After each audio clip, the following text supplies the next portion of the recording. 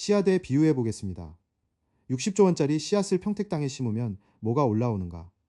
먼저 건설 인력이 필요합니다. 그 다음 장비 설치 인력, 그 다음 공정 엔지니어, 그 다음 운영 인력, 하나의 반도체 공장이 가동되기까지 수만 명의 손을 거칩니다. 삼성전자 DS 부문은 지금 이 시점에도 신입사원을 모집하고 있습니다. 2026년 3월 10일부터 17일까지 회로 설계부터 생산관리, 설비 기술까지 다양한 직무에서 지원을 받고 있습니다. 5급 제조직은 학사 졸업자도 지원할 수 있습니다. 반도체 공장이 도시 하나를 만들어내고 있는 겁니다. 그런데 이 흐름을 전부 알고도 기회를 놓치는 사람들이 있습니다. 오늘 아침 경기도 평택시 고덕산업단지 입구입니다. 새벽 6시부터 셔틀버스가 줄줄이 들어오고 있습니다. 이 버스에 타고 있는 사람만 하루 6만 명, 서울 중구 전체 인구의 40%에 해당하는 사람들이 공장 하나를 중심으로 출퇴근하고 있는 겁니다. 그리고 어제 삼성전자 주가가 하루 만에 9.22% 급등했습니다. 52주 최저가였던 94,500원에서 2배 가까이 오른 18만 9,500원. 여러분, 이 두 가지 숫자가 따로 노는 것처럼 보이시나요? 주식시장 전광판과 평택 셔틀버스 사이에는 아주 뚜렷한 연결고리가 있습니다. 코스피 순이익 전망치가 457조 원으로 올라가고 있는데요. 이 상향 조정분의 96%, 그러니까 약 438조 원어치가 반도체 단 두 기업, 삼성전자와 SK하이닉스에서 나오고 있습니다. 반도체가 한국 주식시장 전체를 끌어올리고 있다는 이야기입니다. 삼성전자가 2025년 11월 향후 5년간 450조 원을 투자하고 6만 명을 신규 채용하겠다고 공식 발표했습니다.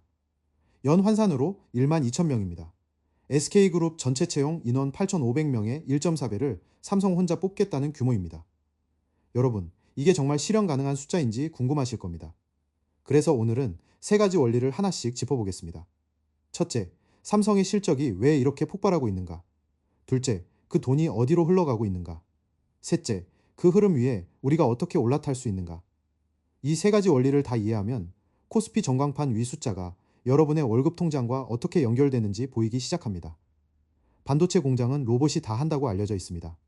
그러면 사람이 별로 필요 없다는 이야기처럼 들리는데 실적 숫자를 보면 이야기의 결론부터 달라집니다. 2025년 4분기 삼성전자 영업이익이 20조 1천억 원을 찍었습니다. 국내 기업 역사상 한 분기에 영업이익 20조 원을 넘긴 건 처음입니다. 전년 같은 분기와 비교하면 209%, 그러니까 3배 넘게 뛴 겁니다. 여러분, 이 20조 원이 어디서 나왔는지가 중요합니다. DS 부문, 그러니까 반도체 사업부 혼자서 한 분기에 매출 44조 원, 영업이익 16조 4천억 원을 올렸습니다. 회사 전체 이익 20조 1천억 원 중 80% 이상, 그러니까 16조 원 넘게가 반도체 한 부문에서 나온 겁니다. 엔진에 비유하면 이렇습니다.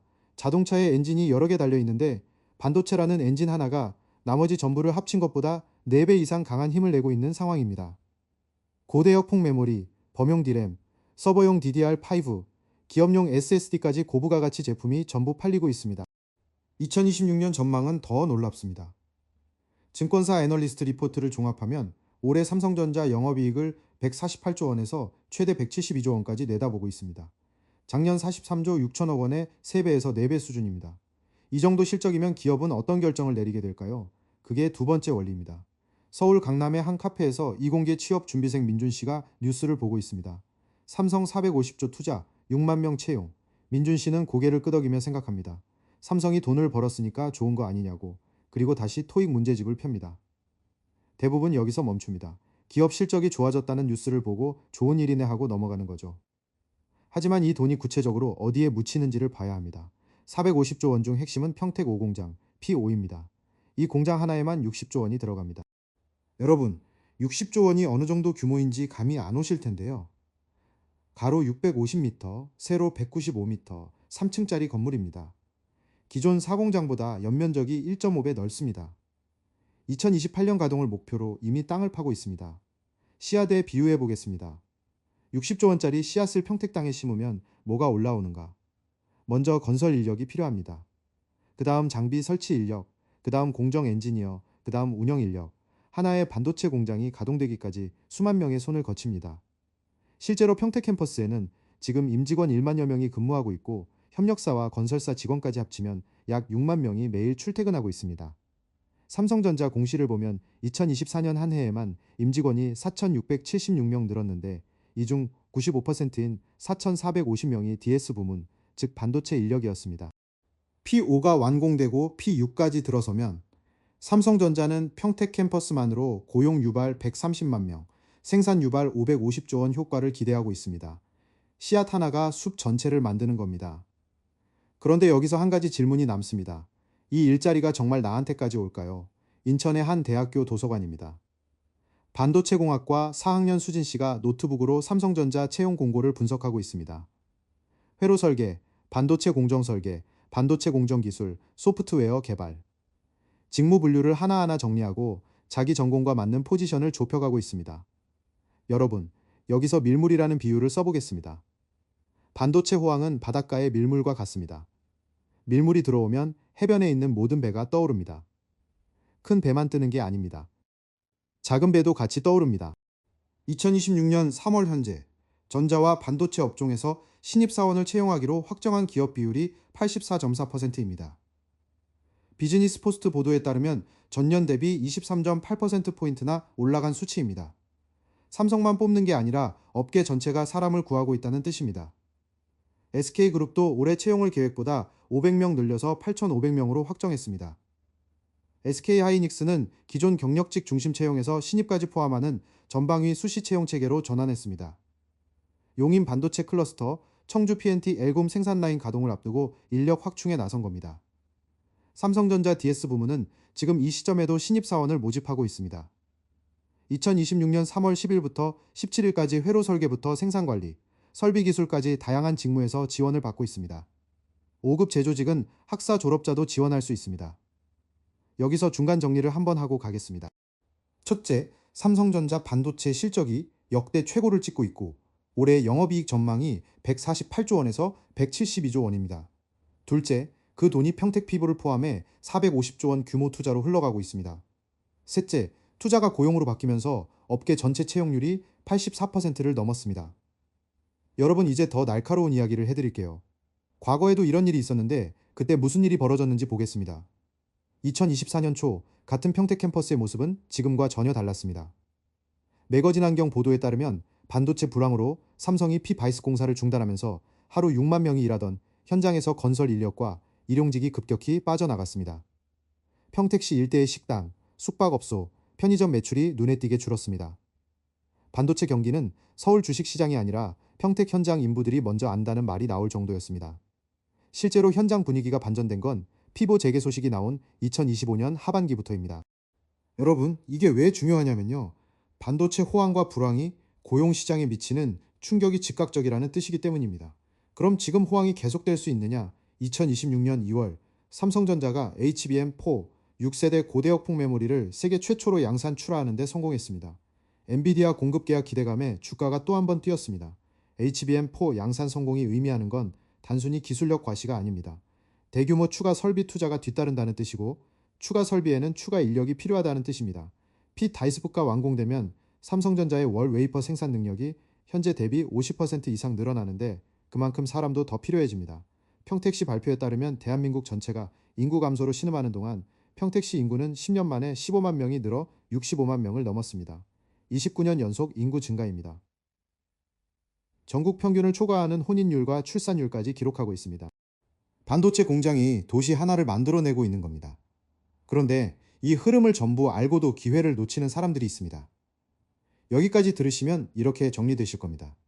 실적이 좋으니까 투자하고, 투자하니까 고용이 늘고, 고용이 느니까 기회가 온다. 세 가지 원리가 깔끔하게 연결됩니다. 그런데 함정이 있습니다. 여러분, 민준 씨 기억하시나요? 카페에서 삼성 450조 뉴스를 보고 좋은 거 아니냐고 넘어간 취업 준비생. 민준 씨는 세 가지 원리를 전부 알고 있었습니다. 실적 좋고, 투자 늘고, 채용 확대된다는 것까지. 그래서 자신감을 갖고 지원서를 넣었습니다. 하지만 결과는 서류 탈락. 왜 그런지 보겠습니다. 반도체 업종에 취준생이 몰리면서 경쟁률이 함께 치솟고 있습니다. 서울신문 보도에 따르면 다른 업종의 채용 문이 좁아지면서 이공계 취준생이 반도체로 집중되고 있습니다. 6만 명을 뽑는다고 해도 지원자가 60만 명이면 문은 여전히 좁습니다. 새 원리를 알아도 빠지는 함정은 바로 이겁니다. 개별 원리는 이해했는데 원리들 사이의 시차와 경쟁 강도를 계산하지 못하는 것. 실적은 이미 터졌고 투자는 진행 중이고 채용은 이제 막 시작되었습니다. 시차가 있습니다. 그리고 그 시차 동안 수십만 명이 같은 방향으로 뛰어들고 있습니다. 수진 씨는 달랐습니다. 수진 씨는 원리를 아는 데서 멈추지 않고 직무별 경쟁 구도를 분석했습니다. 회로 설계 같은 고난도 직구는 석사 이상 우대 경향이 뚜렷하다는 걸 파악하고 학사로 지원 가능한 5급 제조직부터 단계적으로 공략했습니다. 원리를 아는 것과 원리의 타이밍에 맞춰 움직이는 것은 완전히 다른 능력입니다. 엔진이 걸리고 씨앗이 심어지고 밀물이 밀려오는 이 세 단계 전체를 하나의 흐름으로 읽어야 합니다. 각각을 따로 보면 기회를 놓칩니다. 여러분, 삼성전자 2024년 사업보고서에 따르면 직원 평균 연봉이 1억 5,800만 원입니다. 전년보다 2,800만 원이 올랐습니다. 이 숫자가 멀게 느껴지실 수도 있습니다. 하지만 오늘 말씀드린 세 가지 원리와 그 원리들을 연결하는 타이밍 감각이 있다면 이 숫자는 현실이 될 수 있습니다.